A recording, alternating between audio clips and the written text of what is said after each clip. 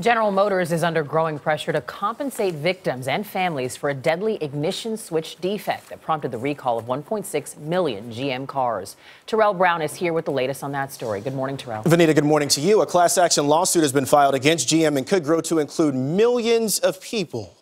It's happening as the death and injury toll connected to GM's massive recall is expected to grow and may include teenagers learning to drive in GM's market entry cars. The class action lawsuit demands General Motors notify people not to drive their defective vehicles anymore and seeks damages as a result of the loss of value of their cars. Attorney Robert Hillard filed the suit.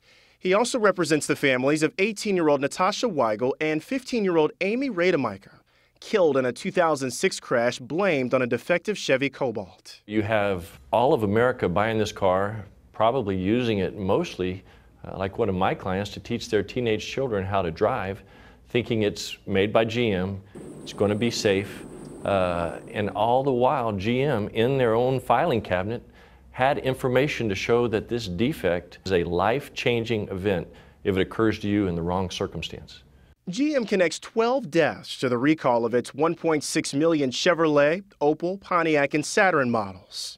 Charles Silvas is one of a growing number of Cobalt owners who says his Chevy simply shut down while driving. There was a car in front of me and I didn't have brakes. I'm pressing on the brake and they're just tight. So lucky enough we were able to pull up the emergency brake, and so we were able to come to a stop. Scarier still, his two teenage sons learned to drive in the same car. They're in that car and they're driving around all day, and now hearing everything that has happened, we're just grateful that nothing happened to them. There's a 19-year-old girl driving a Cobalt somewhere in America with this defect.